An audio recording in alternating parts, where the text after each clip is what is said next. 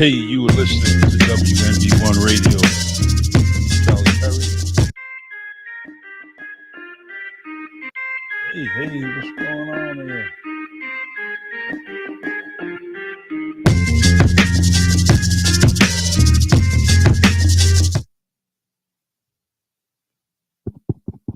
Testing 1, 2.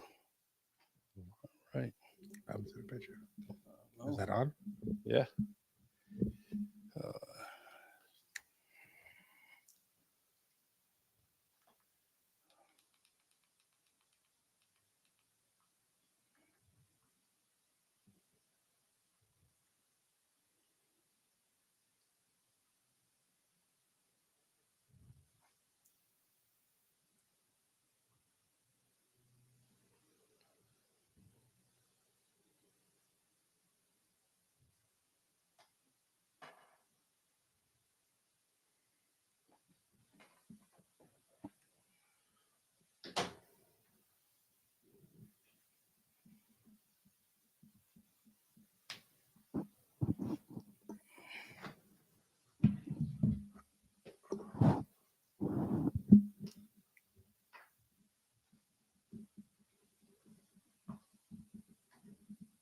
Here it is.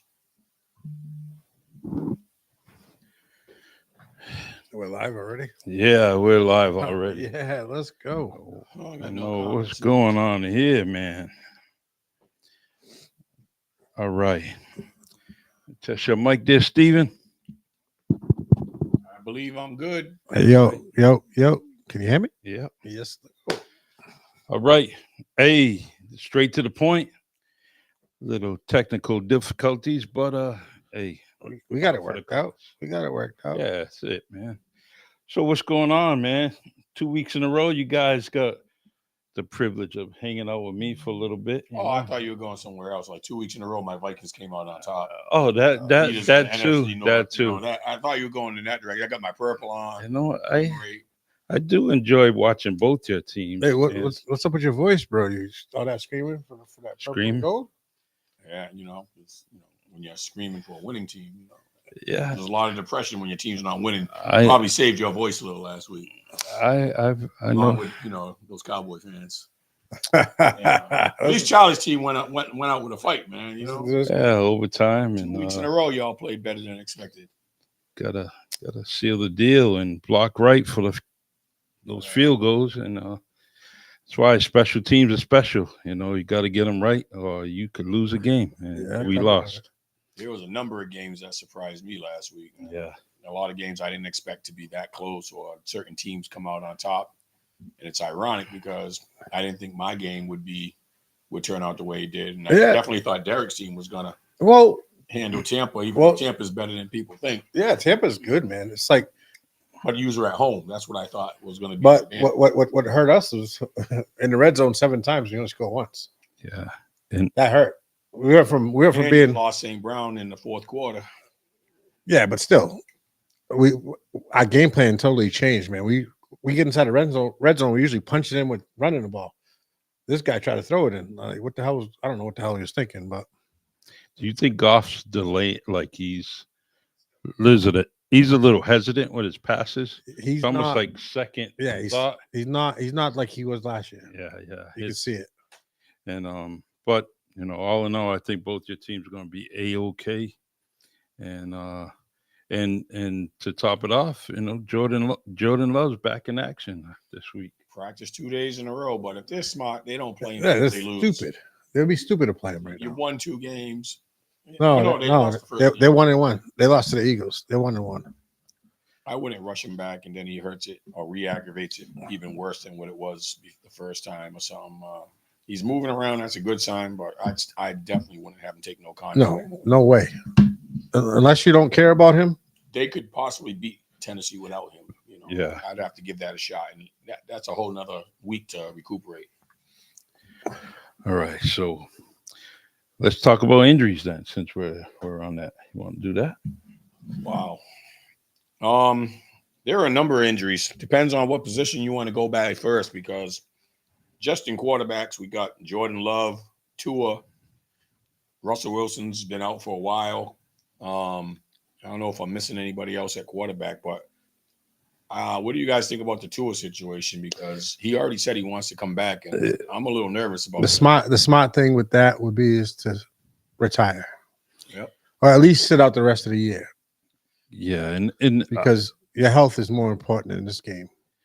I agree. There's one thing about concussions. There's no you don't get better with a concussion. They either get worse or they stay the way they are. You know. And he's had Yeah. way too And many. everyone forgets about the one in college in Alabama. They forget about that one concussion, you know, and it's crazy. So you add what happened in the NFL, plus in college, who knows what happened in high school, you know, and that's alarming. And I hope that he decides that he's going to be the quarterback of his family and kind of hang it up a little bit. But I do like that idea about sitting it out a year. But being the person he is, that competitive nature, he may not want to do that. But if you want to use that competitive nature where it's gonna help you, you sit out a year. Yeah. At least the rest of this year. Yeah. Honestly, if I'm the Miami Dolphins, I don't even let him come back, even if he wants to. Yeah. Well, that's where the business part comes in, because he just re-signed, renegotiated a huge contract, And and a I lot of think it's there's a certain guaranteed. amount of guilt from the player's part. Like, I got to make good on this contract, or in all honesty, I'd negotiate a buyout. I mean, I think if you can't play no more, your health's more important. Yeah. And I think Tua and the team should get together and negotiate some type of buyout that's fair to both teams, because you can't put his health above football. But I can't pay you $45 million a year to not play, and you just signed the contract. Yeah. Yeah, they just put it was like 175 that he would guarantee to get. That was earlier in That's a lot of money. yeah, It's still a so cap hit. yeah, so he would still get that money. And who knows? I mean, I think that you know, there's one thing. I don't want anybody to be going through something like Junior Seau did and end up in a deep depression, and he ends up killing himself, you know. Well, those CTE and those are a little bit different, because a lot of people got frustrated, and there was multiple people who took that route that Junior Seau took, because they just couldn't deal with the quality of life they were living. But I just think that at this point, I'd have my agent sit down with Dolphins ownership and come out with scenarios. Maybe what Derek said, sit out a year, see what happens, then renegotiate the last 3 years of the contract or something. Yeah, and I like what Derek said, that, you know, Miami should make the decision, and they can definitely make that decision. Yeah. Not for nothing. He got those concussions last year. He sat out the whole off season, and it didn't seem like the time off really helped, because he already hurt week 2. Well, you see the hit? It wasn't even a big hit. It wasn't a big hit. Well, but he had that curve to his neck, and Yeah. that's what I think what caused all that. I mean, the other hits I thought were more significant when he bounced his head off the ground. Yeah. I mean, I thought I saw more impact in those. I honestly didn't think he was hurt. And when I saw, you know, the finger in the air again, like the unsteady control of his muscle movements, I was shocked that he was that hurt, because it just didn't look like that type of impact. But when it comes to stuff like that, it really doesn't take much either, though. You know what I Especially mean? when it's reoccurring. Yeah. Michael Kahn says, quiet. Let's say Quiet. quiet as I kept quiet as kept. He's a baller and just signed a huge contract. I agree. It's up to the doctors. He's going through a huge amount of neurosurgeons and who will give him what's it, the go or no.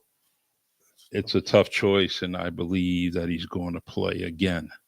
Unfortunately, Yeah. that's what Russell. I mean, that's what Tua's already publicly commented. Yeah, he's it's especially Miami's so close, right? They're so close to being at least in a championship, right? Yeah, whether it's a conference championship They definitely have the or offense. or maybe even win a division title after so long. No thanks to my friends. But you know what? They're so close, and he's being competitive. Where are you going to get an athlete like Tyreek Hill? Waddle? Win now. They're ready. Mostert. Rebuild. Hey, So Mostert, A-Shane. They got a track team Yeah. out there. that brings up another interesting situation with another team that's going through injuries in a different site. Who's that? We look at the Rams.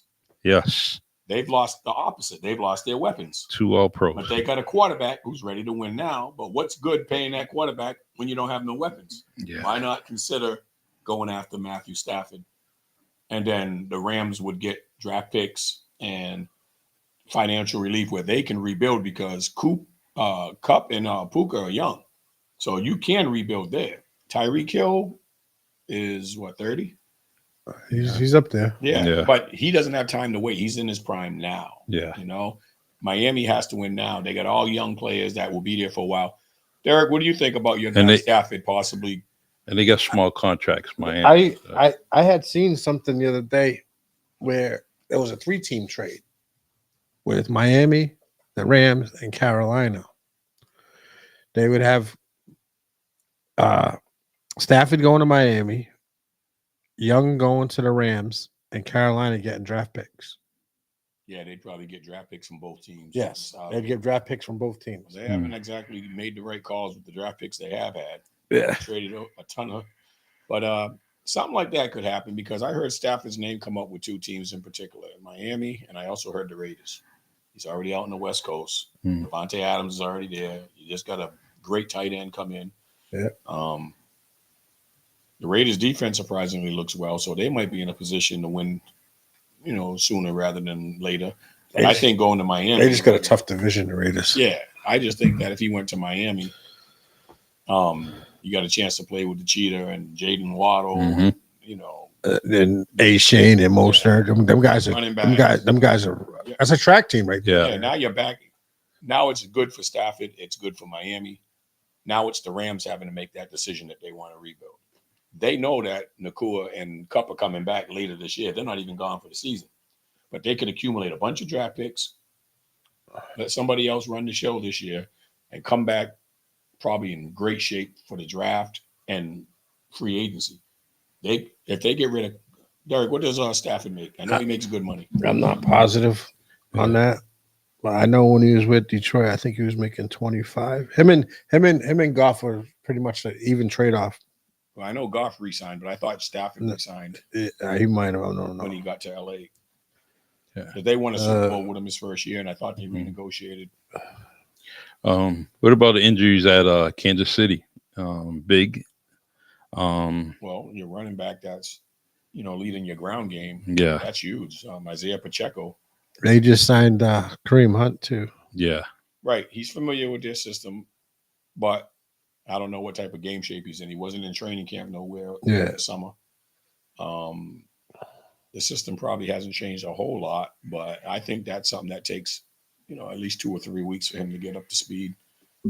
Which is, I mean, and Oh shit! Steele's pretty good. So, but I think they're gonna be 2 steps behind when it comes to Kareem Hunt with He Pacheco. signed when they got him. He signed a 4-year deal, 4-year, 160 million. It's 40 mil. Right? So that's Stratford, right? What is 60,000? But how much of that is left? Because he's already played a couple of years there. Well, it's 40. It averaged 40,000 a year. So Yeah. Yeah, but I'm saying if it was 4 years, how many years oh, has he already so, used? he's signed to 2026. So he only has 2 This more year, years left. yeah. So that's not huge money. No. Miami could absorb that for the chance to win right now. Yeah. And that's less money than what Tua. Yeah. Yeah, Stret. You got let's see. So how would they work out that tour situation? They put him in IR. IR. It's 4 weeks. Or Or they put it on season um, ending. And see that Yeah. they're gonna have to put him on. Then If they they're get financial relief. if they're smart, they do that. But he might not be willing, but it shouldn't be up to him. yeah, true. Because this is about his health. It's not about winning a damn football game. And we just saw that on a lower scale happen with Cooper Cup. The Rams wanted to put him on IR. And he Yeah. said no. I think I can be back in 2 or 3 weeks. But with him, it's his ankle, right? It's an ankle. Yeah. But I'm Yeah, just saying his the player ankle. just decided they didn't want to go on. Well, but that an ankle and a concussion is I get it. I'm not disputing that. No, I I'm know. not making that a debate. I'm just saying when Just- the player doesn't cooperate and they go to ownership and they just say, I don't want to be on season ending injury. I want to play again this year. I think the owner should have the final say, but how's that going to affect Tua if they override his decision? Like he's saying, I want to come back. Oh, I think Miami's his best option. So he needs to list the ownership and just do what they say. so. I know. Now here's another scenario. Like, let's say the owner says, "I want," or the general manager, whoever it is, says, "I want you to go on season ending IR," and he doesn't, and he chooses to play. He gets hurt again. Now, do they renegotiate? Put a clause in his contract saying if you get hurt, we're not paying you the rest of your money? I would just You know what I mean? Sign a waiver. before he plays. 'cause, before yeah, he that- practice. Because that's your money Yeah. that Yeah. you're paying them. Yeah, and I mean, I would as a GM, as an owner. You want to play? Guess what? We're gonna renegotiate. Now, Have an agent that come would- in. does that have to go in front of? Would that have to go in front of the players union or something like that? No, because it's still kind of collective bargaining between player and ownership. Well, seeing as where they already And signed the there's contract. a though. new. Well, there's plenty of times players Remember they- renegotiate the terms of their contract on the fly, like to free up cap space. It's happened. Who just did it? Somebody just they converted into a signing bonus and that frees Yeah, up money. Yeah, yeah. So there's legal So- ways to get it. They can get around it. If Brady they want. used to do it all. Yeah. Yeah. But there's a bunch of people that do that. But you brought up Kansas City. Yeah. Not only did Pacheco get hurt, Hollywood Brown. hmm He was expected to come back week 2. He's been He's hurt. done for the season. Yeah. It's for the He's season now. done for the season. Yeah. I seen that a couple of days Something about ago. the sternum and the clavicle Yeah. wasn't healing right. It has to be fused together.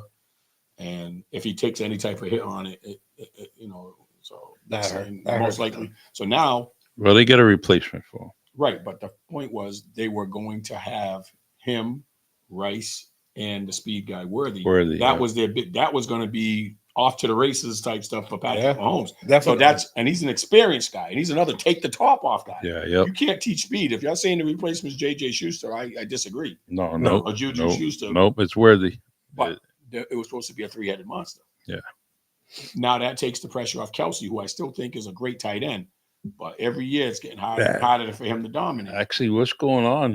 He's like 3 catches. That's a happening with a few game. tight ends. It Mark is, Andrews, yeah. same thing. He's got a Not new. being used. He's got a new Laporta's toy. off to a slow start. Yeah, he's Yeah, not. you get a Laporta's new not toy, getting right. looked at. But I'm saying there's a Yeah. bunch of big name tight ends that for whatever reason this year, they're not factoring into the game plan like we're used to seeing. Right now, in Throwing- my opinion, Isaiah Likely's the best looking tight end right he now in the is. league. He is. Although he had a bad week 2, but I think he's catching everything. He's caught all kinds of passes week 1. Week one, he's pretty much almost won the running. game Yep. by himself. He's playing a whole lot faster. Big throw They away. did bring up that point of him playing last year when Andrews was hurt. That it Gave helped that him. boost of confidence. He learned the actually- system more. He gave that communication, that chemistry with him and his quarterback Jackson. Everything got better. So when they come into the season, they're already ahead of the game. But let's see what happens. They play Dallas today this week, and Well, you think Kansas City already got the answer to the team. Do you think they can adjust better than, say, Miami can? Because it's not a quarterback they're missing. Yeah. It's easier to replace a skill position player that's not a quarterback and get somebody else to step out. But, they gotta get the running game. They got a rookie who's doing all right that everybody was saying that he's going to be the guy now. Who's that? The white kid? Yeah, I forgot his name, but he's a rookie. They said he's gonna Spence get or something first. like that. Chase From Kansas City. uh But he's going to get first crack. Kareem Hunt, I think, is going to take a couple of weeks before he gets there. Steele. It's Steele. Steele, yeah. Carson Steele. I think. Carson Steele, yes. I actually think that Steele. I like his running ability. He's explosive. He did fumble last week, and that although slowed down his momentum. I really think that Kareem Hunt, if he's got his speed, endurance all up, I think that he may play a little bit He's this a little week. older now too. But I think I don't next think we see week, him this week at all. next week it's his game. Well, Reed did say that. He's on the practice Reed, squad. but Reed said that he'll know by tomorrow if he's going to be or not. Because he just got signed Monday. Yeah, and that's But the deadline. he's used to that system already. Yeah, But he's not a spring chicken anymore. No. Either. So, and he didn't have a training camp. So I just feel like you can't just jump into the NFL and be ready to go. I But think they still got P. Ryan. yes, Yeah, Sammy yeah. P. Ryan, yep. which, But so that's you what- figure that your third, they'll split it running back by committee. They can easily do that. But I think what's going to happen is that Kareem is going to have those explosive runs, and remember he's they gonna also take it still over. got Clyde Hilaire, but he's hurt for the He- first 4 Yeah. weeks. Yeah, he's it's not even like I think they said it's not a medical Physically unable Yeah. to perform. it's something else. But he's already missed 2 weeks, but he's eligible to come back like week 4 or something like that. Michael Consaccio says can't do that to the Players Association. That's not negotiable unless PA or Tua go along with that. The owners who pay that kind of money already have insurance policies on all the star players to protect their owners. And that could very well be true. I'm just saying it would be in the interest of both parties to sit down and try to work something out. Because I think Tua would feel guilty saying, I just signed this contract and I'm not going to be able to live up to it. Yeah, if he's a player's player, you know what I mean? true. But- But I think there's a whole nother team that's going to have the effects that worse than Kansas City right now, and that's going to be the 49ers. With the running back, McCaffrey out. We thought 1 week. Now he's on IR. yep, and They got Debo Samuel out. yep, and they just got handled by a low And class Brandon team. Ayuk sat out Yeah. the whole preseason, so he's not up to game shape. And their left tackle is not Trent up to Williams. game shape either. No, but he looked all right. I don't know how well he'll hold up. He's 36 Yeah. years old. Yeah. He missed the whole. He's getting But older. he played well his first game back, and he made. That's why the rookie that replaced CMC Yeah. did so well the first 2 games. Yeah, He's killing Mason. If He had Mason, 100-yard game against the Yeah. Vikings. yeah. So if Mason comes in, they'll fill that void for 3 weeks. for For- yeah, But what about the receiver though? the receiver they'll use Jennings. But that receiver does everything. Yeah. Runs. You ain't gonna get somebody to fill his shoes. However, remember when he came back from injury last year, and he only made it worse. So he extended it like 3 weeks. He was missing. I would like to see that they sit Samuel down for a little bit, and Debo, and just let him rest for 2 weeks straight, and then come back. They had CMC then.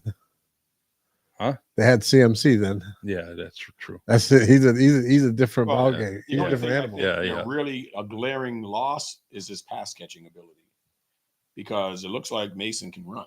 Yeah. I don't think he catches the ball nowhere near as much as CMC does. Yeah. So he doesn't have that ability to keep the defense guessing. Like, if we take away the passing game, he rolls out on a wheel route and then he's killing you 30 yards downfield or something like See, that. but that's another thing you think about though. Our defense is like spending the time keying on him like they would CMC.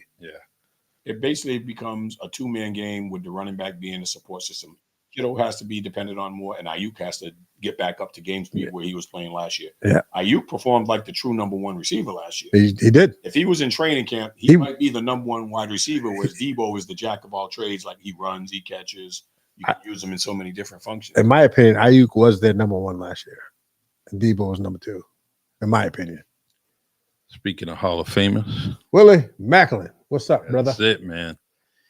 Still want you on that podcast, man. You better get your butt on What it. was he agreeing with? I heard him say he said so. I think it was Derek. What Derek was saying. Okay. You know, the He's a Niner fan. that's it. That's it. That's Well, good. I'd like to see him chime in and seeing that's his team. He'd probably know his team better than the rest of us. He's a Niner fan. This guy. So far, it seems like he agrees with the analysis. But let me give you guys a short list. It's only week 2, right?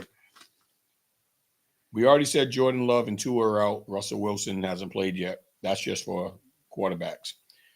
Wide receivers is where the problem is. No Puka Nakua, no Cooper Kupp, no A.J. Brown in Philly. He's out multiple weeks right now. Keenan Allen hasn't gotten on the field yet. Jordan Addison's out multiple weeks. Deebo Samuel's out multiple weeks. T. Higgins hasn't played yet. He just came back to practice today. What's going on with all the big name wide receivers getting hurt? There's so many, and I'm sure there's others I don't even have. Now here's a like how many like obviously more than half of them dudes didn't play at all in the preseason. And that's the point I was going to. You know what I mean? Yeah. You shorten the And they shorten the preseason. shape, and you get to the game, and your mind tells you game speed, but your body's not prepared. Exactly. You're pushing it, and there go tendons and soft muscles. And they're another year older. And then the people that are still semi-healthy, Brown's hurt, JJ's hurt. They're still playing, but they're not full speed. Well, according to St. Brown, him and his brother do a podcast. They had He didn't play the whole fourth quarter. it was just late. He had 108. He had 9 catches for 118 at the end of the third. We were watching the game, and then he didn't play the whole fourth quarter. He took himself out. No, that's not true. He didn't play the last drive Oh, wait a minute. That might have been somebody else. because the last drive he's the one that got him down to close to the end zone in the last drive. Okay. That's when he got hurt. And then, True. but his thing was, he said that he wasn't hurt, but he was cramping. That's indoor stadium too, though. So Yeah, it was real hot. That's another thing. He said he was explaining to his brother how he wears the turf stickers on his elbows. He said, I don't know what was going on or why. He even asked like staff members of the staff, whatever, is the heat on, because he was sweating profusely. He was sweating so bad that the stickers came off. Yeah. That he had to put more on. So Yeah, that's maybe he had something going on with his body or Yeah. what. But sometimes even those supplements, lack of water, not eating right, And all not that stuff being comes in prepared. there. Yeah. according to him, because even his brother was like, "Hey, you didn't prepare you didn't prepare right the night before." He's like, "I sure did. It's just, but I don't know what happened or why I was cramping up." What was different? He noticed the heat being higher than usual. But It was a home game, but it was he just- should have been used to that. it was just him that was supposedly just him with the heat. Supposedly the way he made was it coming sound. down with something he Yeah. wasn't aware of. Yeah, Yeah. maybe. But that was the whole point I wanted to make. All these major injuries. Then you can add running backs like Kenneth Walker, Mostert. Mostert. Chubb hasn't touched the field yet. Pacheco and CMC are out now. There's multiple skill position players. And I think what Derek said is what hits everything on the head. You shorten the preseason. You combine that with half these people will hold out for more money. And the injury is going to take away the quality of the game, because we're going to start watching teams every week. I tuned in, what was it, Monday night? And there was no A.J. Brown. I didn't even know he wasn't playing. Yeah. It was a game time decision, I believe. Yeah. And they're saying he's out multiple weeks. So people are hiding injuries too. Oh yeah. Because, there was somebody else that it was a game time decision. I don't know if it was week 2 or week 1, but we didn't know he wasn't playing. Then game time came and they were like, "Oh, he's on the injury report." People were like, I want to "Yeah, say fantasy." They it didn't have was time somebody. to adjust. Yeah, it was the somebody lineup. on my team. I want to say one of my teams. It's so hard that the preseason is needed because of the 90 players you got to evaluate during that beginning of training camp. and then it gets dwindled down to 75 and to that final 53. So it's needed because how do you evaluate those players? Do you evaluate them playing amongst a team? Does the whole team inter squad stuff? It's so hard. So it's very, very important that we have some type of preseason. And maybe as far as the stars, You're talking about going to 18 games now. Yeah. The league Yeah. wants more money. That's Yep. greed. yeah, I don't think 18 games is something they should go to. There'll be even Because more it- injuries. Because it's always that money. It's always for money. It's always when is it for the players? I know it's It's for the owners' money. And then when the players say, hey, the owners are making more money, we want more money. The owners are like, oh, you're making good money. We can't give you that. The owners are making hundreds of millions. Yeah. You know, as they're a making billions. and as a fan, as fans, we cannot be disappointed when it comes to the NFL season. We're seeing games on Sunday afternoon, Sunday night, Monday, Thursday. That's another issue. The players don't like playing on Thursdays. No, it's a short turnaround. There's no recuperating. Yep. Yeah. You're And used to having an off day Monday if you didn't play Monday night. You have an off day Monday, a film day Tuesday, back to pads Thursday, and like a film session Friday, right? Like you only have like 2 contact days. Yeah. How do you And- do that when you might come back and play right away? You just played Sunday and now you only got 3 days, and one of them has to be a travel day if you're on Yeah. an away team. So the thing I wanted to bring up about greed, we mentioned one aspect already about going to 18 games. You just mentioned the TV contracts. Yep. The TV contracts benefit the owners. The longer schedule benefits the owners. The owners are willing to put the players' careers in jeopardy for the short-term gain, because what does it's more TV revenue coming in, and that's big money. We got deals with Amazon. Mhm. We got deals with, was it Peacock now for the Sunday night game? Yep. Yep. And you know what's happening on Thanksgiving and Christmas? Netflix. Hmm. So the casual fan like us, who used to be able to get up and watch at least 2 free games every Sunday, we're not going to be able to do that pretty soon. Nope. They estimated how much it was going to cost. I don't have the exact number to watch every game. You have to subscribe to Peacock. You have to subscribe to Netflix. You have to subscribe to Amazon Prime. You got to have Fox and CBS, which right now are not paid. I feel like that's going in the way of they're gonna. There's no Fox on DirecTV. Yeah, that happened DirecTV. last season because I There's remember no- the beginning of the year. There's no ESPN on DirecTV right now, if I'm not mistaken. Because they're going, when you have contracts like that with the TV networks, it's like a time sharing thing. Everybody gets, if it's $10 a month, everybody's getting 50 cents. It depends how many networks are on that for how many people subscribe. ESPN and Fox said they pulled the Dallas Cowboys. Remember when Dallas said, we're not going with the Nike contract? They were the only ones in the league. Jerry Jones won that lawsuit. Jerry Jones makes more money than any owner because of that. He doesn't have profit sharing in the NFL, but he says the Cowboys are the number one apparel and TV revenue. Why do I got to share that with Jacksonville? Mhm. Who's, you're getting the average. All how many 32 teams are all sharing collectively. So here the leader of the pack is going down to the middle. And the people who can't sell nothing are getting a boost. Yeah. So you're basically taking away the capitalism. Yeah. And that's going to be a problem. I feel more and more of these networks are going to do the same thing as the streaming. They're going to say you can watch it on my app, but you're going to have to subscribe to that app, whether it's $3 a month. They say $3 a month doesn't sound like a lot, but when you're only getting 50 cents. Why are they getting away from what works? I mean, the NBA, what they're doing evolving world. works. Yeah. And it's crazy that the NFL is trying to reinvent something. The NBA doesn't even have one streaming service. No, on. they don't. These are There's all nothing. TNTs, ESPNs, all networks Well, that you can get in a public package. TNT don't games. have it no more. No, but I'm saying Yeah, in the but they past, did. Yeah. they've never gone the way of streaming. Yep. We've never had to go watch a game. Yep. Even NBA TV broadcast some games, but not, yeah, that's a good point. Like the NBA is doing well. Major League Baseball is doing all right with it. Football is the highest grossing out of all the sports, but they're getting greedy with it. The owners, I feel like you have to reel in the owners and say enough's enough, man. We can't keep making these deals that are just money grabs for the owners, and you keep putting your star players. I don't know if you guys are old enough, but when I first started watching football, the seasons were 14 games. Mhm. 12. Was it 12? 12. I had to be in the 70s. early. I on, it was remember 12. 14 games, I'm not and mistaken. then it went to 16 games. Said Then it 70s went to 17 games, and When now you- they're talking 18 games. when you was in high school.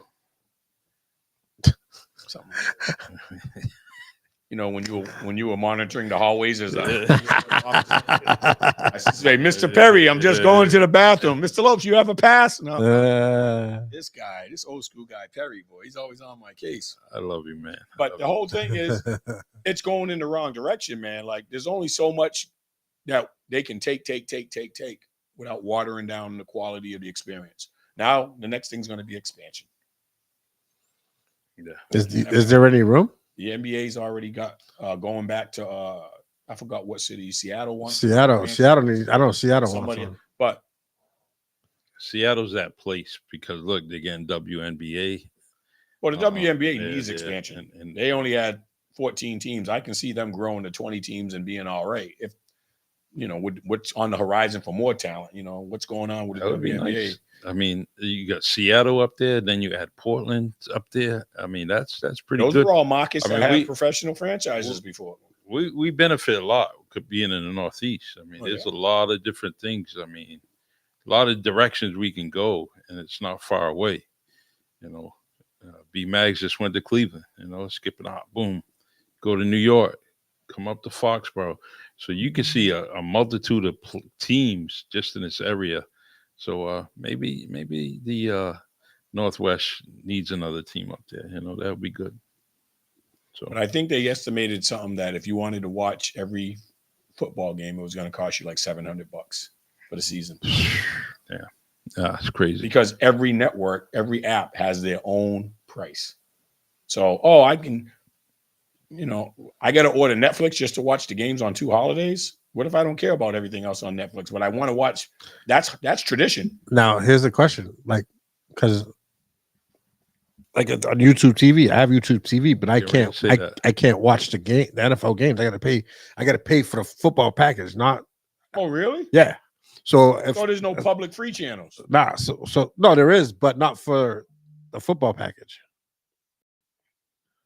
Like after the game, you can always watch the game in full on YouTube. But it's like after the game, you Yeah, already know the yeah. result. Yeah, but live, there's not a game on CBS and a game on Fox that you just watch in your area that come on free. Like the Patriots game's always on, Yeah. on No, NBC, but- and Fox has another game on.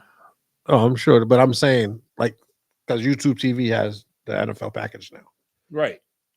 So I have YouTube TV, but in order to watch all the NFL games, I got to buy the package as well. Right. But I thought that was buy the package to see every game. I thought your local games would still be free. That's what I was saying. Yeah.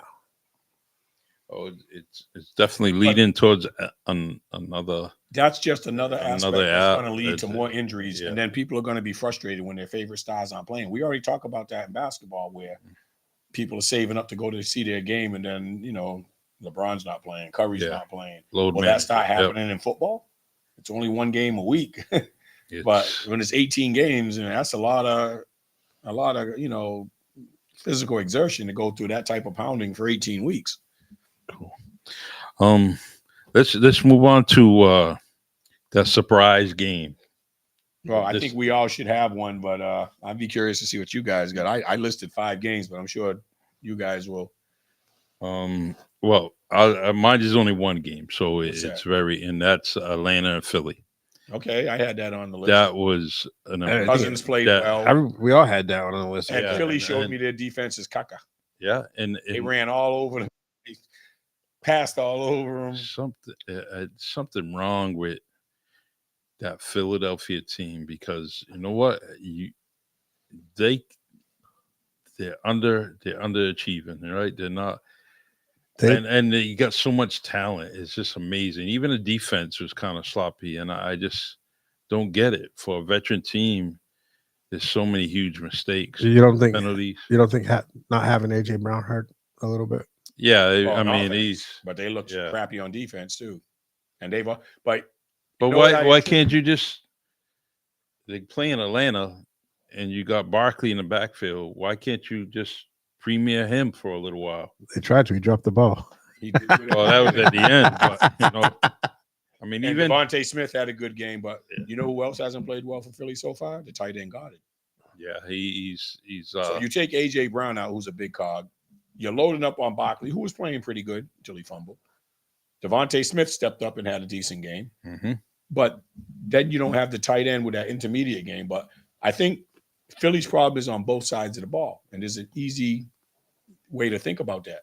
When they went to the Super Bowl a couple of years ago, they lost both their coordinators.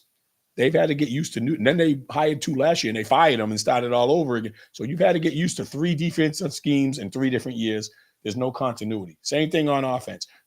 They did so well. They were a victim of their own success. Every time a team wins, they lose their coordinators. Derek was lucky to keep his. I think Sure did. when they made those changes, they made those changes, but I think those were in-house changes. I mean, they got. I thought both those coaches were in-house. Even new if they hire. were, it Yeah, doesn't but matter. still a They're different. running their own system. They don't have that same voice. They were working under the person that was running it. Maybe they weren't ready. But So- their offensive and defensive coordinators moved on to other teams. You know, they got their shots because of the success they had as part of was it Steichen's first year? He did great their first year. But then somebody pillaged their defensive coordinator. Their defense has gone down 2 years in a row. Somebody pillaged their offensive coordinator, and then they fired the one they hired last year. Now they brought in the Clapper there. Who's it? Yeah. From Dallas. He's the offensive coordinator. Yeah, right? Moore.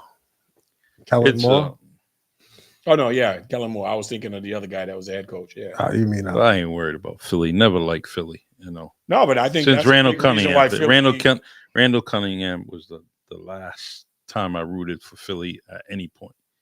But Philly lost. So why are we talking about Philly? Let's talk about Cousins. Y'all boy, y'all It's little not his nephew. boy no more. Y'all little nephew. It's not his boy no more. That was impressive. the adopted stepchild. He actually looked like he can move a little bit, not like the first. He looked totally different than week 1.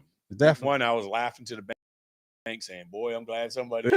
Then week 2, I was like, "Looking all right," you know. But he's never going to. But they played him under center. He's a play action guy. They had him in the shotgun week 1. That takes away the play action. Yeah.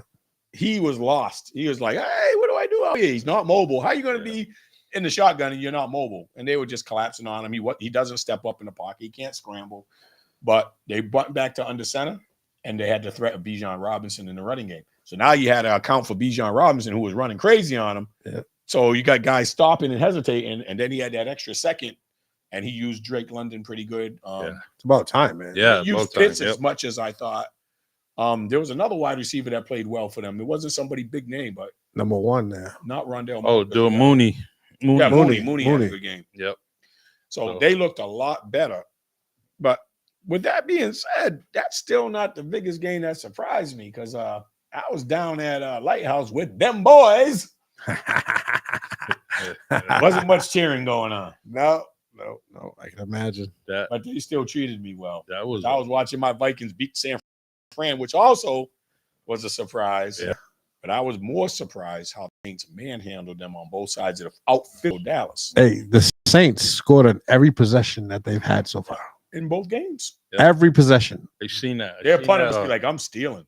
Yeah. they had it up and it was like field goal, touchdown. And it looks like, field is goal, it me or does it look touchdown. like Kamara's been rejuvenated? Kamara is a new. He Kamara. looked young again. Same thing I felt like when I saw Joe Mixon the first week with Houston. Mhm. This last year with his old Cincinnati. team, Cincinnati, I was like, Well, Cincinnati, he's losing it. Cincinnati's line was terrible. Now he's playing behind a half decent line. Yeah. Kamara looks rejuvenated. I don't know if he's just healthy, if they changed the schemes. Took a Derek Carr's playing unbelievable. He took a lot of time off last year too, so Hey, and got that rest. every podcast had Kamara coming out this year. Every podcast when they talked about fantasy football, everyone is mentioning about Kamara. You pick him up. He's going to be I don't know what that they dude, saw. man. They seen something in the offseason, maybe in practice, but they were on But point. how you know? easy they did it, not just on offense, but on defense. Yeah. Now, Dallas didn't have their tight end, which I think is huge. They also were missing, I think, one of their key offensive linemen, and then they had a starting on the other side. But their running game was null and void. and They they don't- just double teamed CM, and they didn't have Ferguson for somebody else to beat them, and nobody else could step up to beat them. The offense was boring. I was like, they can't do nothing on offense. Yeah, but week one, that's all we were talking about. The offense would, they would, And they looked good against Cleveland at Cleveland. Yeah. But they did it just like we said Atlanta with Cousins. They did a 360 on week 2. 1 week we saw this team and we were giving them their flowers and saying how they look like one of the better teams in the league, but they look like a completely different team on week 2. And Dallas, I mean, that defense is, I mean, they had Bland, they had Well, Bland's out right now. he's out, He's been out. Yeah. he's been out. And so they're missing their 1, 2, 3 punch pretty much. Well, they only have one punch when it comes to defense, right? And I think Stephon Gilmore was on their team And last Diggs year. is- Before Yeah. They went to Minnesota. Yeah, he was on Dallas last year. That hurt their depth because he made up for Diggs being hurt last year. He played well enough, and Bland stepped up. Now they don't have that guy when one of their cornerbacks get hurt. They don't have a Gilmore to step in and play at all-star level. But I just couldn't believe how easy it was. It felt like a video game where you're playing your little brother in Madden or something. You're just going up and down the field. There was no resistance. No. There was none. And the game was in Dallas. Yeah, they remind me of that playoff game. Remember? People, Dallas in the playoffs where people are crying in the stands. They had that same type atmosphere. They were dead. There was nothing. I just going on. expected a lot more in that game. And it So- was like 40-something to Dak did not. 44-17, something like that. And CD Lamb, I love him and Ferguson. I enjoy watching them Yeah, on well, Dallas. Ferguson was really on, do, and they but made it. They right it's from the crazy. beginning they double teamed CeeDee Lamb. Yeah, something needs to happen. Or But what about in my boys' game? All jokes aside, Minnesota and San Fran. That was a big upset. play of the game was the referee. You know that. They say it's a big upset, but San Fran hasn't won in Minnesota Yes, in like I was going to bring that so up. many 30 years. years. 30 years. 30 years they haven't won. But Yeah. here's the thing too. Everybody can talk about Donald played well. I'll give him his credit. We didn't have Addison. Hey guys, Jones didn't have a great game. I don't mean to cut you off, but apparently my daughter's left at practice, so I got to get out of here. All right. She's supposed to have practice till 8, but they're getting out right now, so I'm right. sorry. All right. No problem. I'll call in. That's it. Sorry, man. But with Have a San good night. Fran and Minnesota, what surprised me the most was how much we neutralized their vaunted defensive front.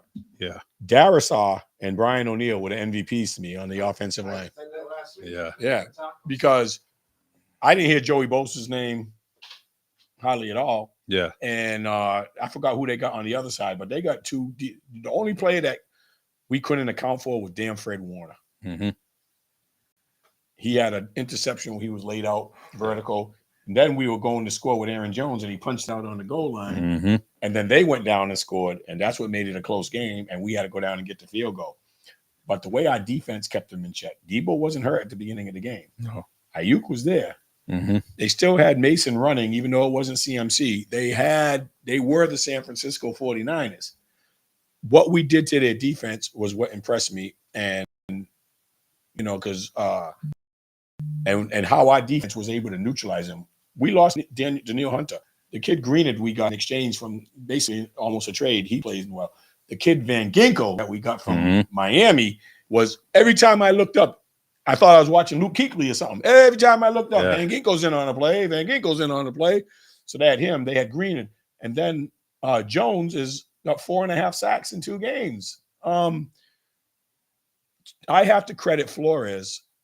I don't care what you say about him with what happened in Miami. The guy knows how to coach defense. No, I love And it. he I did. structured in 2 years, he's restructured Minnesota defense Yep. to win this year. We're one of the most underrated defenses in the league. And I'm glad we paid Christian on offense. I'm Mhm. glad we played Brian O'Neill on offense because given the right protection, even somebody like Sam Darnold, who's not a bum, but he's far from being on the upper Yeah. echelon of the list, all he has to do is game manage. Yeah, and that's he to me, he's on that perfect team for him. He's on that team that he that should make him better, right? He's not asked to do too much. Yeah, and so that's going to be perfect for him, and that's what he actually did in college. The same thing. So he's on a good team where he's going to excel the best he can, And so good luck. And we said we're not going to have the big playability we had with Cousins. But then Donald hits Jefferson on a 97 Yeah, pass from sweet. the 3-yard line. Sweet. That was a good throw. So now I start to question the other thing on defense is addition by subtraction. We were talking about how Dallas is struggling at cornerback. We're the beneficiaries of Stephon Gilmore. Yeah. He's not the same Stephon Gilmore, but he's the captain of that defensive backfield. We lost 2 key defensive backs during the offseason, and we had a young rookie pass away. Yeah. But he is the leader, and his confidence and leadership is rubbing off and getting that confidence on everybody else. And our line's getting pressure on quarterbacks, and we're not giving up chunks in the running game. Yeah. But Stephon Gilmore is doing his thing for the Vikings, and I'm just so proud of the defense right now and the fact that Donald is just game managing. So if Jones can stay healthy and contribute, I think the worst thing that could happen is if somebody on the offensive line gets hurt. Because they're just playing so well right now. And Gilmore, he can guard someone for that 5-6 seconds, right? And you give your defensive line, the Vikings defensive line, 5 or 6 seconds. Chances are they're going to have a sack. Well, you got Green and yeah, the kid Jones. So I think he's on the right team. He's had a sack in both games, but there's enough guys where, like you said, a half a second to an extra second, could make all the difference in the world of True. forcing somebody to throw it a little bit quicker than they want. Yeah. But there was 2 other games, and who do you? Derek just left, but that Tampa Bay Detroit game. Yeah. I think like New Orleans, a lot of people are sleeping on how good Tampa Bay. They showed us glimpses last year. And I didn't realize David was out. I missed him. He's out on an injury. Who? Linebacker for Tampa Bay. Devontae David? Yeah. So I didn't realize that. And that's a tackle machine. Yeah. So but Tampa definitely Mike Evans hasn't skipped a beat. Just keeps doing the same thing. Yeah. Every year you expect his numbers to drop off. Baker Mayfield has matured so much in the last 2.5 years. He has great weapons. He uses them well. They're protecting him. They got an underestimated offensive line as well, because they got the kid Tristan Wirth, who is really, really good, and they got a couple of other mainstays on that line. But they lost their running back last week too. He's part of that injury. Rachaad White, who was their starting running back, I don't know how long he's going to be out, but he got hurt last week and didn't return, and I think he's going to miss at least a week or 2 now, if not more. But their defense also played well because they played in Detroit. That's the other thing. 2 of these games were on the road. Yeah. New Orleans went on the road into Dallas and dominated, and Tampa went into Detroit, didn't dominate, but stole a victory in Detroit. Their defense held their high-powered offense now. So true. It's I didn't watch that game on Sunday. I ended up watching it, as it replayed on the NFL Network. And that was a good game. I hope that those 2 teams meet in the playoffs. It's going to be something special. Let's see. Other games, I don't really.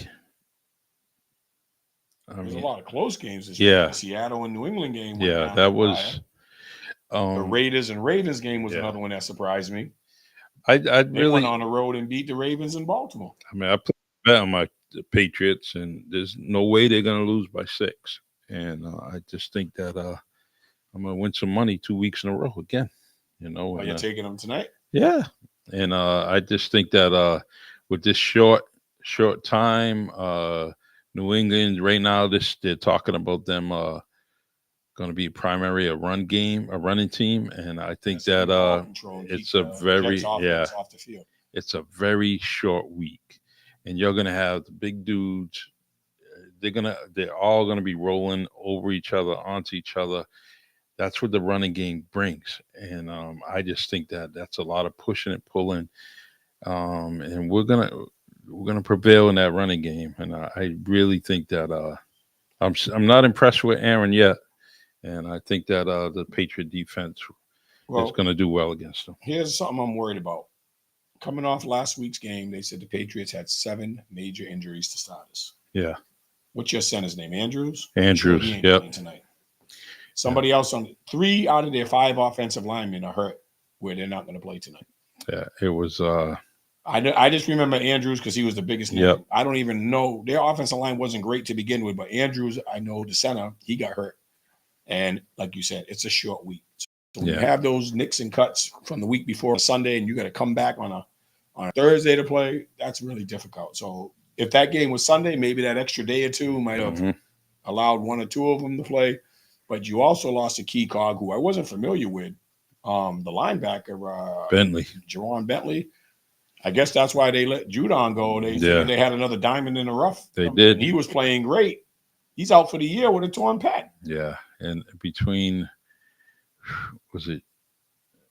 they were going to use Keon White. They obviously seen something in him. Bentley. And that's the benefit of having a defensive head coach. He can evaluate that talent on defense and be like, I got some stuff here. And that's what when he talked to Judon on the practice, he'd probably tell him, "Hey man, come on, calm down," and he probably gave him some back talk that was very disrespectful. And Mayo just said, "You know what? I really don't need you. You're 33 years old, whatever it is." And he won a ton of money at this point in your career. And he just got money last year. So I mean, he was my favorite defensive player. I really liked him. I mean, after McCourty left, it just he was just that dude. I like watching. I always anticipated him getting a sack at every play. He came close all the time. But he ended up getting hurt. So, but I definitely think the Patriots will win tonight. And you think it'll be a defensive battle, or would it be some points scored? No, I don't have any. Yeah, there was 17. Is Ramondre Stevenson. Yeah, and if they make a concentrated effort to stop him, you're forcing Brissett to throw to who? Who are your wide receivers? They did this, and I got to agree with this. They're not throwing the ball to Douglas. Pop Douglas was definitely the best per season. They're not giving him the ball. Hunter Henry got a ton of passes last week. Polk got a touchdown. Yep. So and your former Viking there, KJ. I mean, he dinged up, or is he? He's going to play. Okay. But he's become dependable. However, his pass attempts, I mean, is still low. But at least he's catching more than he's dropping. So I have no I have no hesitation to say that the Pats will win this week. I'm still not impressed with that combination of Rodgers and Wilson, which Wilson is amazing. I don't know why they're not clicking, but I don't think that. I don't think Wilson's going to click tonight. No, he can't. He's going to have Gonzalez on him. That's what I was going to bring up next. Yeah, but I think Gonzalez's game just got hotter because you don't have the pressure from the linebacker that you just lost, and there was somebody else on the defensive line that got hurt. So I think you won't get pressure on the quarterback as much. But they show Christian Gonzalez's stats since he's played. Remember, he got hurt. He only played 4 games last year. Mm-hmm. 2 games he played this year. He's only given up 7 receptions in 7 games. And they said that he played the number 1 guy on every team. Yeah, he's ready. Week 1, who did you play? Because they played somebody good. Week 1 is you beat somebody that you weren't supposed to beat. Cincinnati, week 1. Okay, he was on Chase. Yep. Tennessee. Seattle. He was on big guy there. Metcalf. He broke it. Metcalf. Metcalf. He got that one long run, but he only had 2 catches the whole game. Yeah, and that was Doug's fault. Yeah. Doug let him go in between both of them, and that was his responsibility. So I saw some of the other sports commentators on different networks talking about Garrett Wilson's good. He hasn't clicked with Rodgers yet. We need to see more of that. But tonight's not the game you should expect. No. They said he'll probably lock him up one-on-one. Yeah. And they're going to force him to throw to somebody else. So expect different receivers. Expect Breece Hall to have a good game because you lost a defensive lineman and you lost a linebacker. It might be easier to run, and they can throw the ball to Breece Hall out of the backfield too. There's one thing that they mentioned, and I totally agree, and I didn't realize you would with New York Jets, the cornerbacks, was it Sauce? He's Oh, yeah, Sauce Gardner. He's Sauce Gardner is strictly he's known to be that one-on-one. But what they were saying is that the Jets was not playing that end up they wasn't playing one-on-one. They were actually into a zone. And I think when it comes to zone, you're gonna help out Jacoby Brissett playing a zone. Because he can He's find going to soft be able to. spots. He's going to find those players. It's definitely going to be a good game. Can't wait to watch it. And What's your prediction on it? What type of scoring game is? Does it get to 17-20, something like that? Yeah. I'm thinking something like 16-13. Yeah. Something It's low scoring. yeah. If I was betting on the game, I would take the under tonight. Yeah. I was like, But New England, even at full strength, is not an offensive team. no. Their defense has always been good, but they're absorbing a couple of injuries. Mhm. But it's going to be even harder for New England to score because they've lost David Andrews and they lost another offensive lineman. And Yeah. I don't know if those holes are going to be there. Plus, the center calls the offense, so your center's gone. So I don't know how much continuity. He's a captain. Line. As if you remember, during the preseason game, he got hurt. He didn't play. They put the other dude in there who was bigger than him, but he was messing up. He messed up 3 plays in a row, so I can't think of his name right now. So I can't wait. One thing I wanted to mention, let me go to my notes here, Steve. We said we were going to talk about a few things, and there's something I wanted to bring up. And the Canelo fight. Let's talk about that, right? Did you watch it? I watched the previews afterwards, and it's bad fan. Canelo's one of my favorite boxers. But I want to kind of say this right off the bat. He is picking his opponents, Yes. just like Mayweather. You think he learned something from Floyd? You think he I think learned so. something where he's getting a good paycheck? He's kind of picking his course. He's extending his career, and his paycheck's not going to go down because he's not losing. So Yeah. he's the most popular boxer. He did look good. I thought he won every round. Yeah. They said he lost in 2022. He lost to Bivol. Yeah, and so That's when he tried to go up to 175, and he wasn't strong enough to bully him around. And Bivol was bigger, and Bivol could punch. He could box. Yeah. Bivol bullied him around the ring, which is what Canelo usually does. So now, supposedly, he's in line to fight the winner of that Bivol-Bertibia fight. Mm-hmm. Both those guys are undefeated.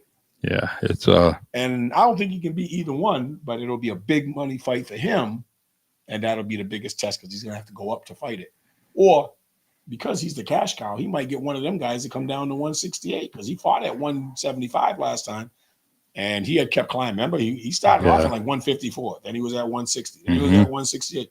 This guy's going way too high. He's not. What do you think? He's Manny Pacquiao? He's gonna fight all these divisions? Really? I mean, if I was in his camp, I'd stay right where I'm at. He's got nothing to prove. And regardless of who fights in any of the other weight divisions, they're not making his money. And I just think that, like you said, he's the cash cow.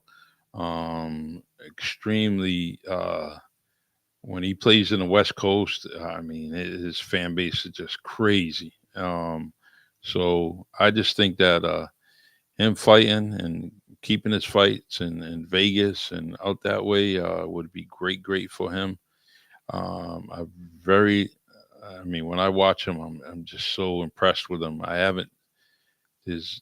Hasn't been a fighter like that really had my eye like he does since. Wow. Oh, Mayweather, I always liked watching his fights. I like all the heavyweight fights, but when Canelo fights, I really enjoy. I really like watching his fights. That can be true and respected, but what I don't respect is the fact that he's not trying to fight the best fights out there. He's not challenging himself to prove that he's the best. He's handpicking. Everybody wants to see the Benavidez fight. Yeah. Yep. But he's a big threat. If he loses the Benavidez, it might slow down the gravy train to those big money fights. Mm-hmm. because if Benavidez beats him easy, the appeal of Canelo goes down. Right now, Canelo can say, I'm the guy at the top of the food chain. I have the highest pay-per-view sales. Everybody who fights Canelo is making their best paycheck that they've ever made. Sure. But great fight. And he controlled it from beginning to end. Do you think he deserves to fight the winner of that? That's going up a division. He's already lost to Bivol. I don't want him to go up. I really I'd don't. see him fight Benavidez, and Yeah. if you're saying he doesn't deserve a shot, just like you said against Boo Boo. Mm-hmm. Wait a minute, no, Benavidez fought Yep. Bivol. But give him a chance. Show us that he's not in your class. Mm-hmm. You can't say Benavidez isn't a draw. I could see when people fought Boo Boo, they said he didn't have the appeal. He didn't have the public appeal. He doesn't have pay-per-view sales behind him. Never had a big fight, big draw. But Benavidez now is at that level. Yeah, he and is. He's commanding everybody's attention. Everybody wants to see that. You're seeing him in more, not magazines or more boxing sites. There's more pictures of him. There's more talk of him. Interviews of him. Win, yeah. And win impressively. I would like to see that. I really do. There's one thing that fights like that bring out millions, and I can't wait. Let's see, Steve, what we got here now? With what? Hey, I bought you the new Psych jersey. I just wanted, what is it? Extra large, yeah. The new one, the new city jerseys. Yeah. You can sit with Brian. No, I thought there was time for change for you. I'm gonna wear green. It's gonna be a little darker shade. But there was another fight, UFC, and Sugar Sean O'Malley was supposed to look a lot better. Yeah, and the UFC fights, I really don't get into it, but I really. So I'm gonna let you watching those more now, because even though Dana White doesn't pay his people what he should, we always see the number one versus number two because he's a dictator. Yeah, you're fighting him or else. There's no multiple belts. There's one title. Mm-hmm. You want a shot at the title, you're gonna fight him. He names the fight that everybody wants to see, and that to me that's good. There's too many alphabet titles in boxing. There's too much corruptness in boxing. Everybody's trying to protect their zeros. Each organization is trying to build theirs. The WBO, the WBA, the WBC, the IBF. There's too many damn champions. Yeah. And then you can't honor your mandatories to everybody. Yeah. Because you're the mandatory for the IBF. You're the mandatory for the WBA. And as soon as you don't fight you see what happened to Crawford. He had to get his belts in order to take on a fight that he wanted to take on. Yeah. But I do like that. And Dana White, you can't second guess a guy that's doing some good business. He is. He better start taking care of, because if the guys at Bellator get smart and start throwing around bigger money, those guys are going to go to where the money's at. Mm-hmm. And before you know it, the UFC brand will start losing. They'll get picked apart. But I don't think Bellator has that money behind it yet that they can do it. But several stars have left. The big heavyweight there that went out and fought.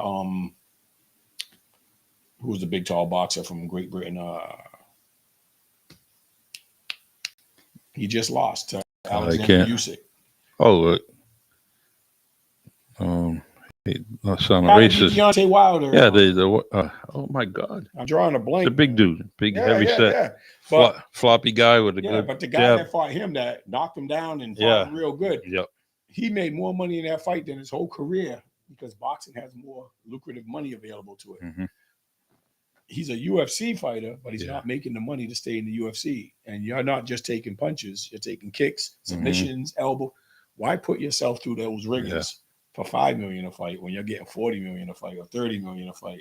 Yeah, and there was an article on him, and they say that his best part of his game was his hands. Yes, that was the best part of his boxing game, and so now he just gets in there, and now he's just got to work on his footwork, and it's pretty much all the same. But I just think that he's only going to get better, and similar to his style, that's what happened in the main event in the UFC in both the women and the men's fights. In the women's fights, Grasso is a striker. She can fight good off her back. Valentina Shevchenko can do both. She took her down so that you couldn't showcase your hands. Once you're off your feet, you're at a liability. Same thing in the other fight. Sugar Sean O'Malley is a great striker. Can knock you out. Reminds me of Conor McGregor. Yeah. We all saw what happens when Conor McGregor is taken to the ground. You can't knock somebody out from your back. Nope. So you've just neutralized their strength, and you're employing yours. They can't wrestle. They can't get out of holes. They don't know how to work off their back. O'Malley lost every single round because the dude was able to take him down. You know, Marab Divasheli, excuse me if I'm saying his name wrong, but he knew that he was the superior wrestler, and he just O'Malley couldn't defend himself against the takedown. The same thing in the co-headlining fight with the women's championship is Alexa Grasso couldn't keep Valentina Shevchenko from taking her down, and once she took her down, she's a different fighter. So styles make fights. Yeah, I do. And if somebody got a weakness, if they're not well rounded, this day you can't be just a puncher or you can't be just a wrestler. If you're a wrestler, I felt like O'Malley wasn't aggressive enough. Even though he's not a wrestler, he should have been going for the knockout, go for broke with what you know, because you know you don't want to end up on your back. He was hesitant because he didn't want to get close enough to get hands on him. Yeah. Because that meant going to the canvas. So he fought hesitant and it cost him. He did not look aggressive like he did in all his other fights. He's a knockout person. He didn't even look like he was going for the knockout. Now it came out after the fact that he had a torn labrum in his hip. He didn't want to cancel the fight, but his mobility, they're saying he couldn't move. He couldn't move to escape the takedowns. Yeah. But I don't think that would have mattered. I think the way that dude was taking him down, that would have continued to happen. But all in all, it was an interesting week with boxing and UFC. I enjoyed both because the Canelo fight came on at like 10 o'clock. The two fights for the UFC didn't come on till 1:15, the ladies fight. Wow. It was like 1:15 when the men's fight came on, and I was struggling. I was like, oh my God, I can't even stay awake to watch this. We, you know, sleep is important to guys like you and I, right? Yeah. You But know? unfortunately, because of the greed of TV again, we have to worry about time zones, and to maximize the viewing audience, Yeah. we'd lose the West Coast if it was too early. If we watched it at 9 o'clock our time, it's only 6 o'clock their time. It's still daylight out. People are still moving and grooving. There's different parts of the world that are getting pay-per-view that it's hard. So they figure show it at night. We'll stay up to watch it. And the other people, it'll be at a reasonable time. So they maximize the viewership by having a late East Coast time. But I remember moving to LA and we were watching the Lakers in their showtime at 10:30 in the morning. It was awesome, man. yeah, I did have That's breakfast, gotta be a wake up, culture change, though. and then boom, the game's on, you know, and you watch it for, you know, that game, and then there was always a second game. So, but yeah, you have to accommodate that huge audience in the West Coast. It's very, very important, and that's where all the networks are, you know. So, But I had another topic that I wanted to throw your way. There was news in the NBA this week. Who do you go to for your news in the NBA? We got Adam Schefter in football. yep, In basketball, we wait till Wojciechowski yes, verifies it. and Woj stepped away from a $35 million contract. actually, I have a brain. I mean, I just have a. Where is Saint Bonaventure? What state? Pennsylvania, All right. Okay. All right. Good. I believe. So he don't have far to go. It's his alma mater. Yeah. Okay. I never heard of a general manager position on the college ranks. Mm, I've heard of that in the pro ranks. yeah. In college, they call that the athletic director. Yeah. So who has the power? Hmm. Is the general manager going to be higher than the athletic director? Because the athletic director controls all the sports. Yeah. So I think that it should be the general manager. Let the athletic director do all the. So they created a position for him. Obviously, he has a passion to go back to his alma mater. Yeah. I've never heard of him coaching. He's an authority on getting the inside scoop, but what is he going to bring to the table that's worth leaving ESPN and a $35 million? Because I'm pretty sure he's not making $35 million a go. No, I think it's. I He's think made this enough. is. I think this is the first title he gets, and something's coming up in the future with him and his school. whether he's taking a hometown discount, I just think that this is one title that he's going to be comfortable with because it's going to be about sports, but I think it's also going to lead to something else with him. I have to think. I was kind of shocked. I thought it was a joke, or I was looking Yeah, for yeah. an unreliable news source, and then I started seeing all the major networks. But ESPN was on it, USA Today was on it, and I was like, why would he leave? That's like Adam Schefter Yeah. leaving and saying, I'm going to go become the athletic director at BU, and you're like, Who replaces him? You know, Brian Windhurst is pretty up there. mm-hmm. But he's not on that level as Woj. Woj Yeah. has been on that level. Oh, he's got contacts. He got his phone contacts. You know, he texts someone. He's a trusted source. People will call him and tell him the truth before they call somebody else. Yeah. He has that relationship around the league. Yeah, he's probably, he's contacting so many people, and they see his name, they're probably answering immediately. Without a hesitation. They trust him. If he needed something coming from Jason Tatum, I think Tatum's going to answer him right away, right? Mm-hmm. The Greek, I think he's going to get an answer from him right away, and that's the kind of that's the rapport he has. And that's why I said, you say, who's going to step up? I've heard nothing but when I watched NBA Today and all that stuff. I said Brian Windhorst on. He's got to type LeBron in on him, so he has connections with the right people. He just hasn't had them as long. Yeah. Woj, I think, was 35 years. Yeah, Woj can go, and you figure, look at the tier of organization. He can go from the court level, he can go to the mid level, he can go up to the highest level, whether it's a GM or an owner. Yep. He can go there very easily, and he probably has all of them right in his phone, that quick. And so he's going to be missed, and I like his commentary too. I think he's a great talking head when he's accurate. Yeah, he's the first to report it. He's always been trustworthy. So there's definitely going to be a void to fill. I think there's other people that are good at what they do, just not on the same level. As what Woj does. How many times you hear on TNT with Woj reported it. That's it. Trade deadline goes up. Free agent movement. Whatever. He already is privy to the conversations before they become official. My sources tell me that Charlie Perry's negotiating with YouTube. I'm like, what, really? And then sure enough, a week later it comes out. Yeah. And you're like, well, how did he know? Loving it.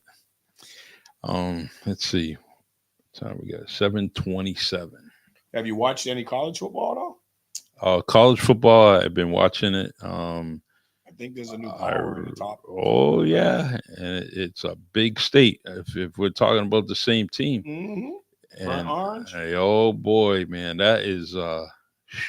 Now they lost their starting quarterback, who's a Heisman candidate, and the backup comes in and runs it with 5 touchdowns. Very smooth. Arch Manning comes in for Quinn Ewers. I will not miss a game that Texas is playing in. And Georgia struggled against Western Kentucky. They barely won. So Georgia and Alabama have always been the powerhouses. But after I saw Texas go into Michigan, over 110,000 people, and dominate the defending champion. And now they came back. They didn't play a big name team, but they dominated like you're supposed to against those smaller schools. And they got another. Manning's going to start again this week, and it's not a big school again. But they were running on all cylinders. They dominated on offense, dominated on defense. The backup quarterback comes in. I was getting ready to say that. He had a 64-yard run. He had 5 touchdowns. I was like, Texas will excite you the whole game, just like you said, offense, defense. So there's so much excitement. You're watching the game. You just know something's going to happen, whether it's a touchdown, whether it's an interception, a sack, anything, cause a turnover. You just think. I have that anticipation that they're going to do something, and it's now this good football. There's several quarterbacks playing very, very good right now, but after you get past, we just mentioned Texas. We touched on Georgia, who has Carson Beck returning at quarterback. After we get past those top 2 teams, who do you think's the next powerhouse? Let's see, because I have a surprise team, but Let's see what my notes. Alabama's bring me. are out there. Yeah. Utah's ranked pretty high.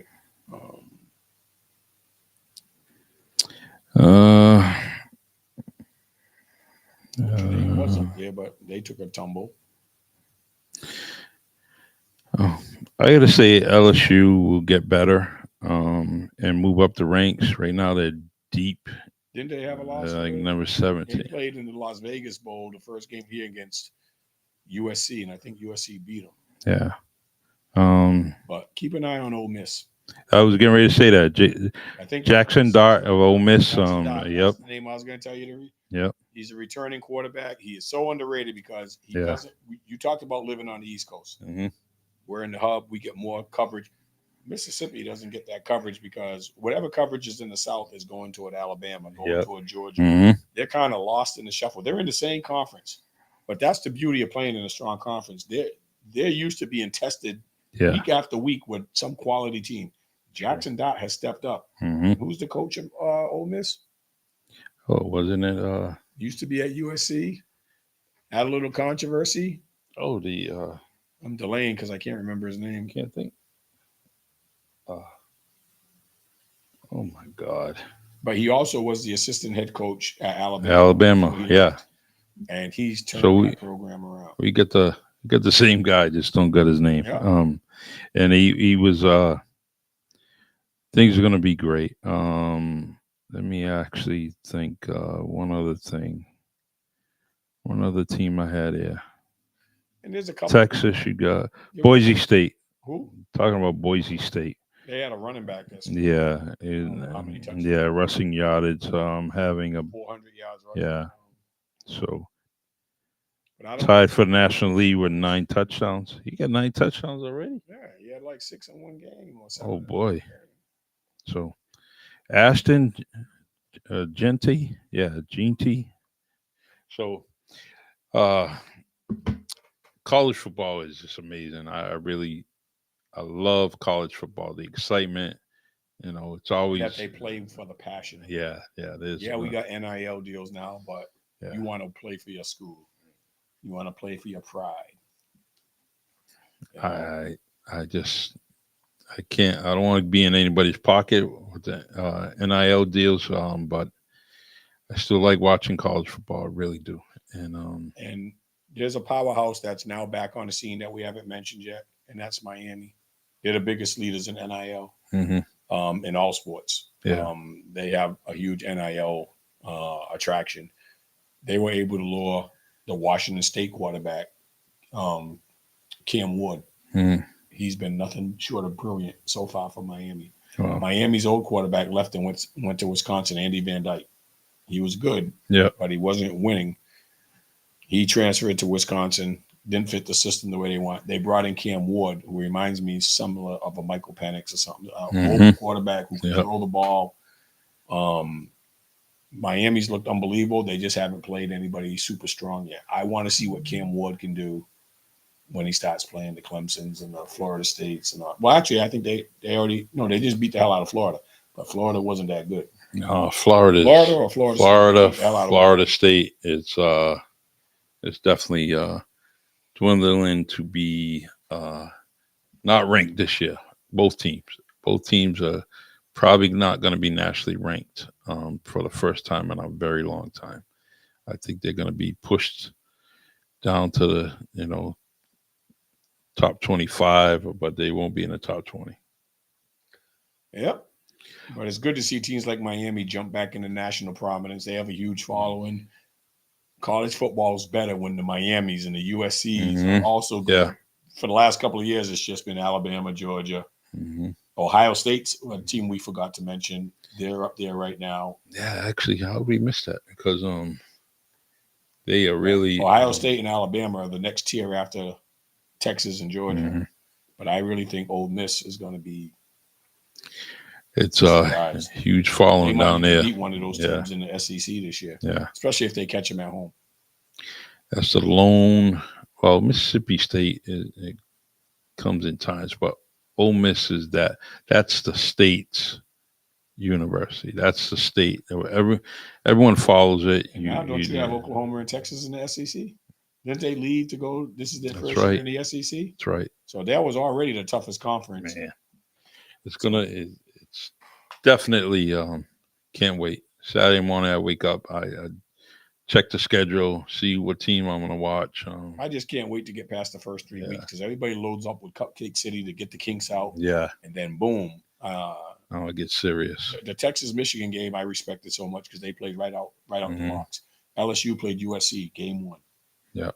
But a lot of the teams that we want to see haven't played anybody that's going to challenge them yet. So it's going to be interesting when they have to clash heads with those conference schedules. Or Actually, I think LSU plays Florida this week.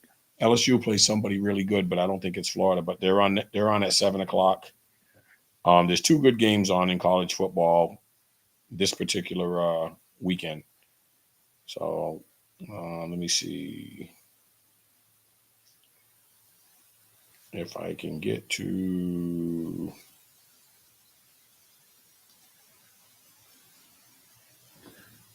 All right, here's the schedule for this week. Ohio State's playing Marshall. I'm not worried about that. Clemson's playing North Carolina State. But I know the games are later, but they got them all. Florida's playing Mississippi State. As we get into there's a good 3:00 game. Penn State's playing Kent State. USC plays Michigan. 11-18 at 3:30. Mm, UCLA plays LSU, also at 3:30. mm. But UCLA is not ranked. And then now we'll get into the 4:00. Missouri, Miami plays South Florida. That might be decent. That's a 7:00 game. But where's the other big 7:00 game? Tennessee and Oklahoma. Okay, Tennessee good. got that Hawaiian sounding. Yeah, he's up for. number 6 versus number 15. Yeah, he's up for. They're talking about him in the Heisman too. There's like 7 quarterbacks that you can mention in the Heisman right now. Yeah, Quinn Ewers is still going to be considered because he's the Texas starter. Carson Beck's the quarterback at Georgia. Jackson Dott's at Mississippi. The guy from Tennessee we just mentioned. The guy at Miami, Cam Ward. I've seen at least 7. Oh, then you got Dylan Gabriel, who left Oklahoma and went to Oregon. yeah, And then you got Raiola down at Nebraska, who's only a true freshman. But you got several people at quarterback that are doing the damn thing. So when the schedule gets a little tougher, I think the true talent will come out and the cream will rise to the top. And we'll see who's really the real deal and who's just taking advantage of inferior competition right now. yeah. Tennessee is Nico. I Can't think of his last name, but yeah, But he was the number 1 quarterback coming out last year. yeah, Tennessee, and people were surprised Tennessee got him, but they said when he got on campus and saw Neyland Stadium and felt the energy, he said, "That's right. I knew I was home." yeah. He said good. he liked the environment. He didn't even want to go visit nobody else after that. Well, that's good stuff. And all right, Steve. I don't have nothing much to say after this. It's a light week in the way of sports. We only had the NFL, talked about the injuries and recap the games. Is there any games that you're looking forward to this weekend besides tonight? I know you want to go Patriots. Yeah, I think. Let's see. I really want to see if the Raiders are for real. So they got a test this week. Who they play this week? See, Giants and Browns, Cincinnati, I Packers think. and Titans, Bears and Colts, Raiders, Cincinnati. Broncos, Buccaneers, Panthers and Raiders. Yeah. Big test. Oh no, that ain't it then. Ravens and Cowboys, 49ers and Rams. The Lions and Cardinals game could be interesting. That is. playing really Oh, good. he's And we got a taste of he's Mr. back. Harrison when he gets the ball. Yeah. Kyler is back to year 1. He He's is healthy. running around. He's just doing some magical stuff. I really like it. He's got a good tight end too. He's got yeah. McBride, McBride is and then you got Harrison now. yeah. So And Connor's still hanging in there as running back. So you got a couple of options. They just got to be able to stop people. But that could be a trap game for Derek's Lions. Yeah. I don't see no big headliner games for this coming week. No. I truly think that Baltimore has to beat the Cowboys. This is a must. This is a must. 1-1. Yeah, this can't is go this 0-3. no. This is a You're must supposed to be win. the second best team. I actually kind of like the Houston Minnesota game too. It's going to tell me a lot. Yeah. I mean, I like Houston.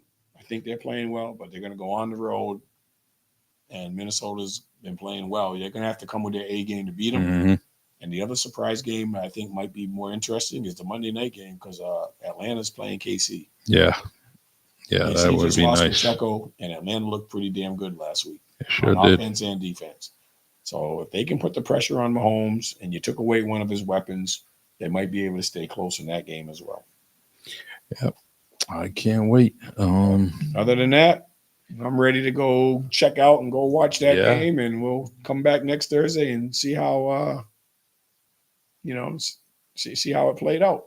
Yeah, so don't know if I'll be back here next Thursday, but And Charlie's still renegotiating his contract. Yeah, He's holding out. He's playing a Jamar Chase. He reported to camp, but he doesn't have the contract done, so we don't know. I got to talk to his agent.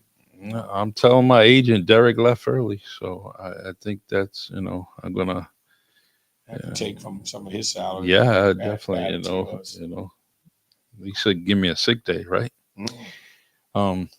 All right, man. You know me. I love talking to you when it comes to sports. I truly, you missed your calling. You should be in communication somewhere. You should definitely be in front of the TV, one of the talking heads when it comes to sports, and just keep up the good work. I And, definitely appreciate it. I yeah. like the calm, casual atmosphere. It feels like you're just talking with friends and family. And I always told myself, I wish I would have went into that industry because I think I am doing this basically just for the love right now. Yeah. But if ESPN was around when I was in high school, Mhm. I probably would have said, I don't care if I play basketball in college. Yeah. Michigan and Syracuse had the best communication schools. That's where all our anchors come from. I would Yeah. have probably went to one of those schools saying, I'm not going to make it as a pro athlete, but I can make it as an announcer. Yeah. I think I would have went to one of those schools just to try to take my shot at it. But Yeah. just bad time. ESPN came when I was like a senior in college. Mm-hmm. Yeah, with what's it? Berman. Chris Yep. Berman When I was in was college, we used to at 11:20, we used to turn on the news because the sports came on from 11:20 to 11:25, right before the weather or something. So we used to just be bullshitting and then, we're gonna see the Jordan highlights. You had like 5 minutes of sports, but did you have that long cable on the we didn't have on the cable box? Rabbit ears. Yeah. It's college, man. Bridgewater State. Yeah, that's Graduated right. in '87. I don't think ESPN got super popular until No. 88 to 90 or something like that. They started becoming real popular. But before we tap out, I want to thank everybody that came by the comedy show last Friday. We had one of our best turnouts in a long time. We appreciate that. We try to do the best we can, bringing you the best talent that's out there. But I want to be upfront. The next show is one of the more important shows we're doing. It's our cancer awareness show because, as you know, October is Cancer Awareness, Breast Cancer Month. Yep. This is for we all have friends and family that unfortunately have been touched with people having to deal with the daily struggle of dealing with, what cancer involves. Some of our family and friends are dealing with directly, but us watching our family and friends, it affects us too. It's a hard thing to do, to sit by and not know if you can do enough to help. So every year, we started it last year. We're hoping to make it bigger and better every year. But this year, we got our second annual Cancer Awareness. We have an all-female lineup. Our host, Mika Jean, is a cancer survivor herself. We have several people in our community that we're going to make, we're going to give tickets to show up to the show. So we want our regular support. But what we're asking is if everybody can buy one extra ticket, or even if you can't make it, purchase one ticket on our website on WNB1.com, or you can get in touch with me. Numbers on the flyer, and I'll bring you your ticket. But for every ticket somebody donates, the station's going to match. So we'll be giving people a pair of tickets. All right. So today, Reliable Bus with Margarita and her crew, they stepped up and bought and sponsored. They bought a table, and they also are sponsoring the first two tickets. So we've awarded tickets to Billy McElroy. He's been fighting his own battles, never made it public. He just came out on Facebook and shared with us everything. And we're also Corinne Senna. Nice. Who she's been, telling her story on Facebook. So I feel like they have no issues with us telling, their stories. But there's so many more. And we're encouraging anybody who knows somebody that's currently fighting a battle, whether they're still fighting it, whether they, they came up on the short end of it already. We want to commemorate the people who have already fought it, and we want to recognize the people that are still fighting it now. If we can make them laugh for one night and take away, the daily grind of the medicines and how they feel, if we can provide a night out for them for one night where they can take their minds off that means the world to me and everybody that, associated with the radio station. So please, everybody, for this time, even if you can't make it, we're just asking you to buy one ticket. Mm-hmm. That one ticket will go to a cancer recipient, and we'll provide a night for them. Last year, the most beautiful thing I've ever experienced out of all the shows we've done is to hear back from these people a day or two after the show saying, thank you. I really appreciated being able to come out. That's what it's all about, man. Like, we can do our part on a small level to bring some joy and happiness to everybody. Together, we're strong. We need to start acting more like a community and less as individuals. And that's what this is all about. Yeah. J9. Great job. Appreciate the check-in. Yeah. Thank you. J9's part of our team. She does a lot for us. She'll be helping us make sure that this event runs smooth. But anybody, if you know anybody that's currently going through it, please get in touch with us. Let us try to help them. Let us provide a night out for them so that they can come out courtesy of WNB1 Radio. So true. J9 of Mags in the Morning. Definitely a good show. I listen to it every day or every other day, but I'm always listening. Thank you for the compliment. Good show. Appreciate it. All right, Steve. Well, we got many things to do. Don't get too depressed tonight. If the Patriots No, go back to I'm their gonna old be a ways, happy if they play camper. like week 1 and week 2, you be all right. As long as DraftKings pay me some money and they win, I'm gonna be happy 2 times, man. I can't wait. So good job on the comedy show, and continue the great work that you do with the comedy shows, and it just brings something to the community that we can kind of anticipate and expect. So we can have a good laugh and we can support a great cause at the same time. I hope a few years down the line, we're able to do even more than what we're doing now. But we had to start somewhere. Started last year. Each year we build on it. Who knows? In 3 to 5 years, we might be in a position to help people out on a bigger scale. Yeah, I mean, there's one thing I always wanted to do is I wanted to bring your comedy show to Keith Middle School and be on that big stage. I would love to do that. I'd love to do it, and that could be an all ages event. Yeah, it's just that it would have to be a sober environment. Yeah, I don't know how people respond. we You're have not going to to sell liquor at a school. Yeah, we're gonna have to do. That would be an all ages event. Maybe some younger people would be able to go with something, but I mean, we don't know what the future holds. That still may happen. Yeah, I think about the Zeitarian too. Like, I'd like to be on that stage one day. Yep. But we'll keep building one brick at a time until the castle's ready. That's it. Yeah, you never know. We got Taylor on board, so Taylor, she's definitely doing some crazy things, man. I'm so impressed with her. $30 million renovation right now, but that's going to take some time. Yeah, doesn't mean we can't plan something now to be ready for when they open. 2025, 2026 is going to be very nice in this area.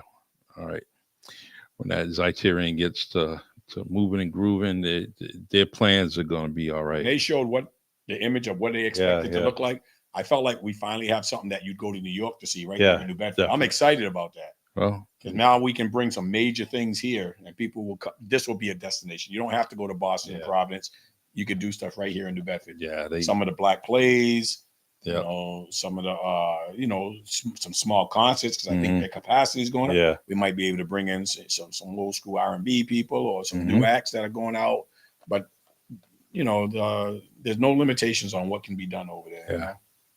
I was so amazed when it was the singer there, Doherty. Oh my God, he was there. Oh, that place was lit up.